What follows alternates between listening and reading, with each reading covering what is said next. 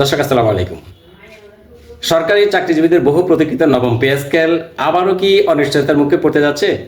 IMF এর নতুন অবস্থান, সরকারের আর্থিক সক্ষমতা এবং ঋণ চুক্তি সব মিলিয়ে নতুন করে প্রশ্ন উঠেছে, সরকার কি এখনই নতুন পে স্কেল বাস্তবায়ন করতে পারবে?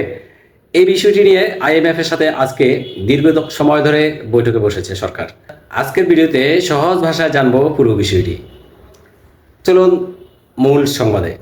আমি আপনাদের সাথে আছি রতন ইনসাইট ফেসবুক পেজ ও ইউটিউব চ্যানেলের পক্ষে।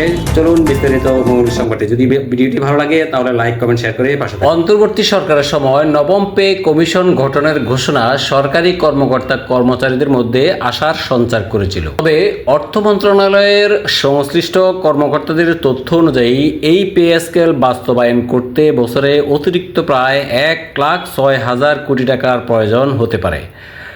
এত বড় ব্যয় বহন করা বর্তমান অর্থনৈতিক বাস্তবতায় সরকারের জন্য বড় চ্যালেঞ্জ হিসেবে দেখা হচ্ছে। এদিকে বাংলাদেশের নতুন ঋণ কর্মসূচি নিয়ে আন্তর্জাতিক মুদ্রা তহবিল আইএমএফ এর প্রতিনিধি দল সরকারের বিভিন্ন মন্ত্রণালয়, বিভাগ ও সংস্থার সঙ্গে আলোচনা শুরু করেছে।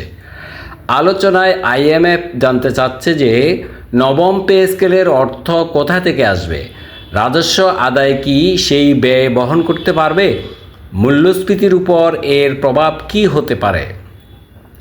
বিশ্লেষকদের মতে একসঙ্গে পুরো পে স্কেল কার্যকর করার পরিবর্তে সরকার ধাপে ধাপে বাস্তবায়নের পরিকল্পনা বিবেচনা করছিল। তবে এখন সেই পরিকল্পনাও নতুন করে পর্যালোচনার মুখে পড়তে হচ্ছে।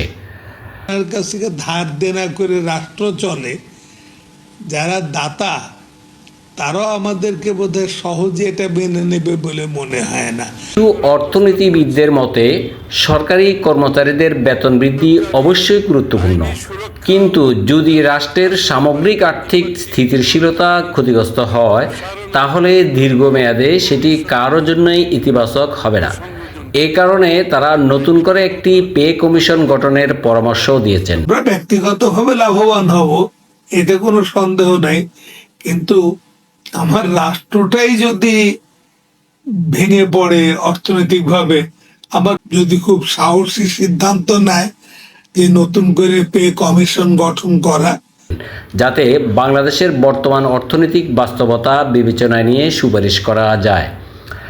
আইএমএফের সঙ্গে নতুন যে ঋণ আলোচনা, সরকার নতুন করে প্রায় 4.5 থেকে 5 বিলিয়ন মার্কিন ডলারের ঋণ কর্মসূচি নিয়ে আলোচনা করতে আগ্রহী। তবে তার আগে আইএমএফ বাংলাদেশের রাজস্ব আদায়, বাজেট কাঠামো, অভ্যন্তরীণ ও বৈদেশিক অর্থায়ন এবং আর্থিক খাতের সংস্কার এসব বিষয় নিবিড়ভাবে পর্যালোচনা করবে। খবরে বলা হয়েছে এই উদ্দেশ্যে আইএমএফের প্রতিনিধি দল কয়েকদিন ধরে সরকারের বিভিন্ন দপ্তরের সঙ্গে ধারাবাহিকভাবে বৈঠক করবে। সব কিছু মিলিয়ে এখনও নবম পে স্কেল বাস্তবায়ন নিয়ে চূড়ান্ত কোনো সিদ্ধান্ত হয়নি। ঠিক হয়েছে সেটা হলো এনবিআর এর বাইফার্কেশন পলিসি, এটাকে অ্যাডাপ্ট না করাটা, এটাকে খুব তারা খারাপ ভাবে নিয়েছে।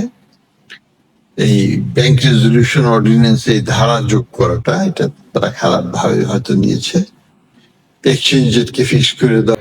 সরকার আইএমএফ এবং দেশের সামগ্রিক অর্থনৈতিক পরিস্থিতির উপর নির্ভর করবে ভবিষ্যতের সিদ্ধান্ত। তাই সরকারি কর্মকর্তা কর্মচারীদের জন্য এখন সবচেয়ে গুরুত্বপূর্ণ বিষয় হলো সরকারি ঘোষণা এবং সংশ্লিষ্ট কর্তৃপক্ষের আনুষ্ঠানিক সিদ্ধান্তের দিকে নজর রাখা। এটি এখনও চূড়ান্ত সিদ্ধান্ত নয়। বিষয়টি আইএমএফ এর সঙ্গে চলমান আলোচনা এবং সরকারি সূত্রে প্রকাশিত তথ্যের ভিত্তিতে বিশ্লেষণ করা হয়েছে।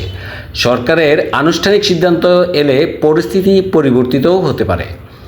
দর্শক, আপনার কি মনে হয় নবম পে স্কেল দ্রুত বাস্তবায়ন করা উচিত, নাকি দেশের অর্থনৈতিক সক্ষমতা বিবেচনা করে ধাপে ধাপে এগোনো উচিত? আপনার মতামত কমেন্ট করে জানান। এ ধরনের তথ্যভিত্তিক বিশ্লেষণ পেতে রতন ইনসাইটকে ফলো ও সাবস্ক্রাইব করতে ভুলবেন না।